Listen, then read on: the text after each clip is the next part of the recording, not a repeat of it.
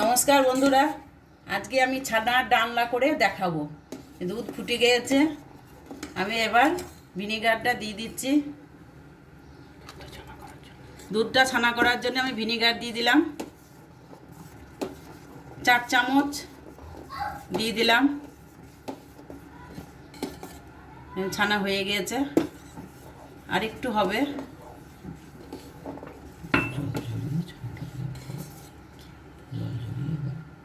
এবার জল ঝরিয়ে ছানাটাকে আমি ভালোভাবে মেখে নেব। ছানা হয়ে গিয়েছে, আমি এবার গ্যাসটা বন্ধ করে দিলাম। এবার ছানাটা ঠান্ডা হলে আমি তুলে নিয়ে আমি তৈরি করব।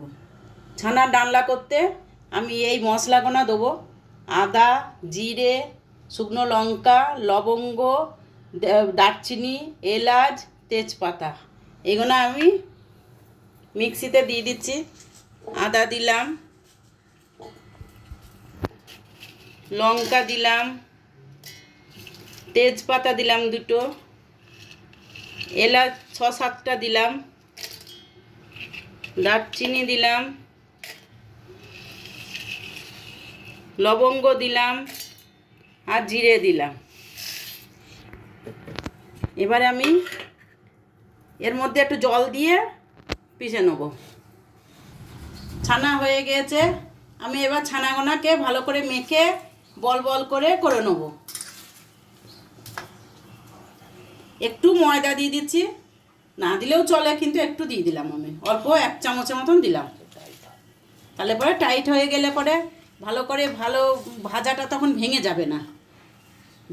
ভাজতে গেলে তো ভেঙে যায়, নরম হয়ে গেলে পরে ওই জন্য একটু ময়দা দিলাম যাতে ভেঙে না যায়। এবার আমি ভালো করে মেখে নেবো। মেখে বল বল করে ছোট ছোট করে বল করে নেবো।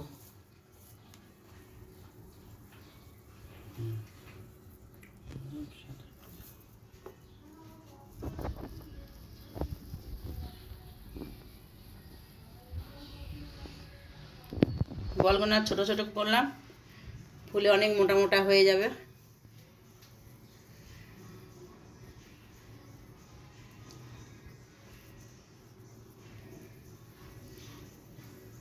খেতেও ভালো লাগবে ছানার ডালনা।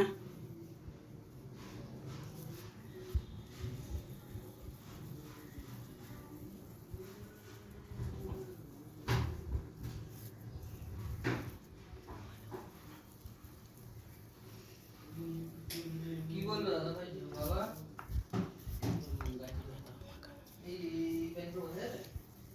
এই পাশি বসে এমনি বাজা পুলিশ হয়ে যাবে। তুলিনি সব। এবার আমি এই গোল গোল করে পাকিয়ে নিচ্ছি। সব পাকানো হয়ে গেলে এবার আমি সব ভেজে নেব। এই কাপড়ে 1 কাপ রিফাইন তেল দিয়ে দিলাম।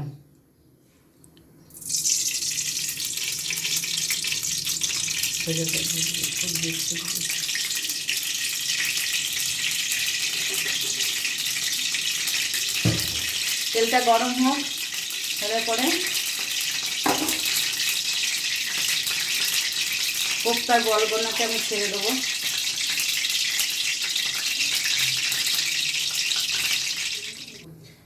তেল গরম হয়ে গেছে,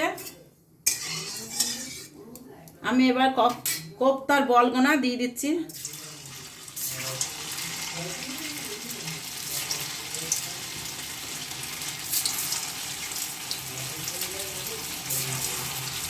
অল্প অল্প করে ভেজি, নালে পরে যদি ভেঙে যায়, ভাঙবে না। তো লাল লাল করে ভাজা হলে আমি তুলে নেবো। আঁচটা একটু কমিয়ে দিলাম।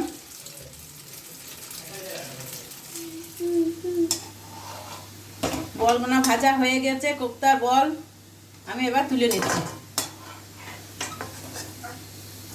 ভালোভাবে ভেজে নিয়েছি।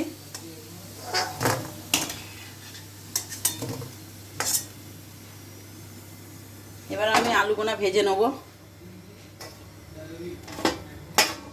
ঠিক মনে হয় যেন পান্তুয়া। তেল গরম হয়ে গেছে, আমি এবার বড়াগুলো তুলে নিলাম। নিয়ে আমি লঙ্কা দিয়ে দিলাম 1টা, জিরে দিলাম, জিরে দিয়ে দিলাম, একটু ভাজা ভাজা হলে আমি আলুগুনা দিয়ে দেবো। একটু বাড়িয়ে দিলাম।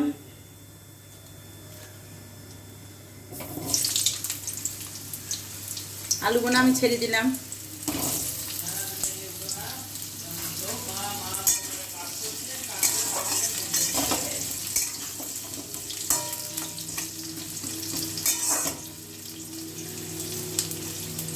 ভাজা হয়ে গেলে আমি তুলে নেব। ভাজা হয়ে গেছে আলুগুনা, আমি এবার তুলে নিলাম।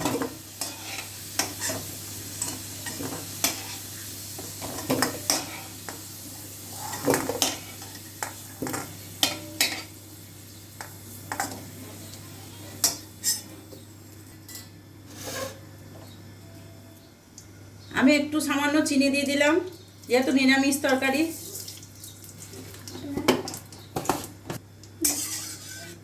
আপনারা মনে করলে পরে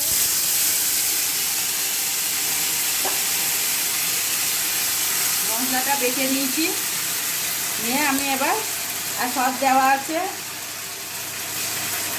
গরম মশলা সবই দেওয়া আছে।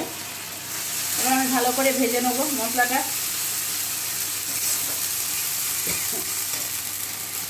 সরেছে দেখা। হলুদ দিয়ে দিলাম 1 চামচ।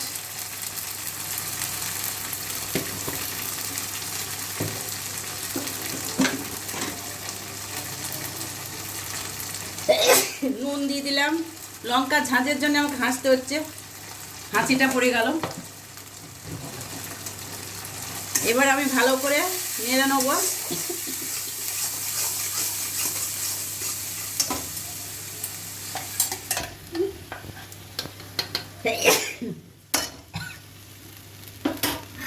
এত ঝাঁঝ বাবা রে।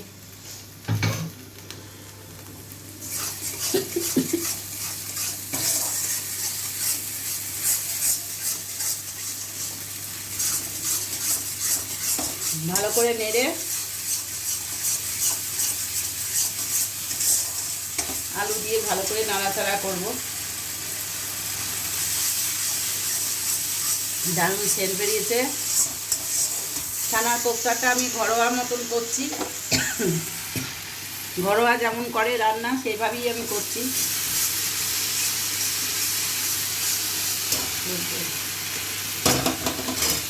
আলু দিয়ে দিলাম।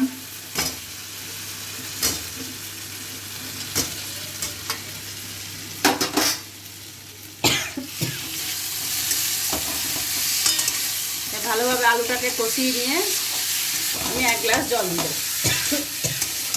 আলু দিয়ে কষা হয়ে গিয়েছে, তেলও বেরিয়ে গিয়েছে। আমি এবার এই কাপে 1 কাপ জল দিয়ে দিলাম।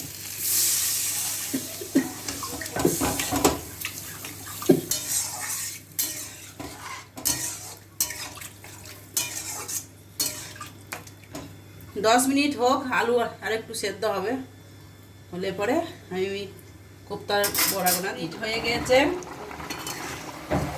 আলু সেদ্ধ হয়ে গিয়েছে। আমি এবার ছানার বলগুনা আমি দিয়ে দিচ্ছি।